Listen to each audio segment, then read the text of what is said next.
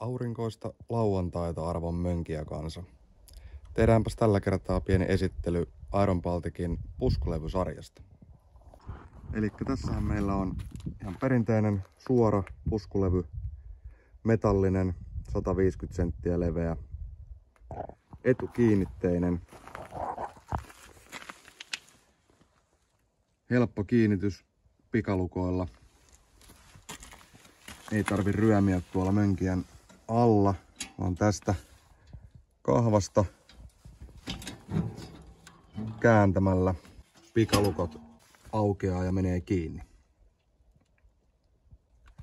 Tässä on lisävarusteena laitettu sähköhydraulinen kääntösylinteri, eli nappia painamalla levyn kulmaa voi säätää portaattomasti. Nosto ja lasku tapahtuu perinteisesti vinssillä. Levy nousee etukiinnitteisenä mukavan korkealle.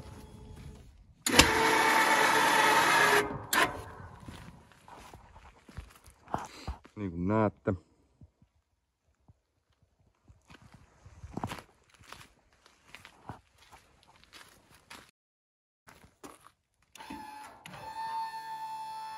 Kulman kääntö täältä nappia painamalla.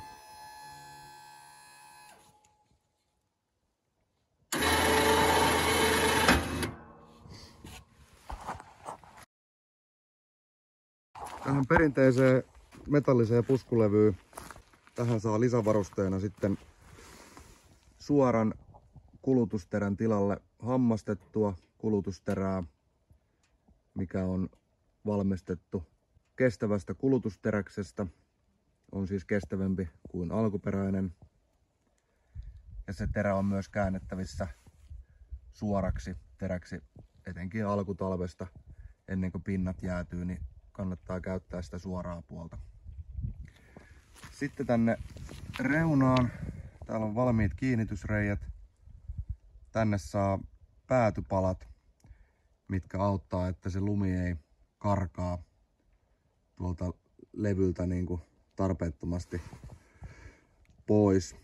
Ja ne päätypalat myös levittää tätä auraa noin 15 senttiä, mikäli ne laitetaan siis molemmin puolin, niin auran leveys kasvaa noin 165 senttiä.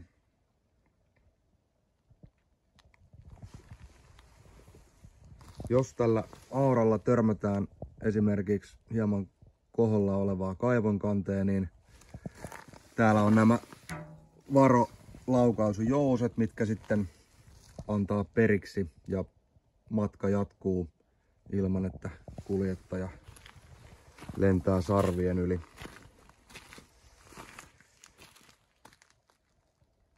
Perusvarma puskulevyvalinta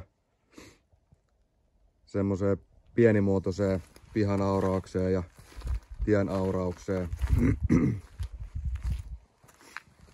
Pihassakin vallan toimiva, jos laittaa nämä päätypalat paikoilleen.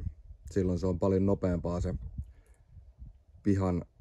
pihan kolaaminen, kun se lumi pysyy paremmin siinä puskulevyn edessä.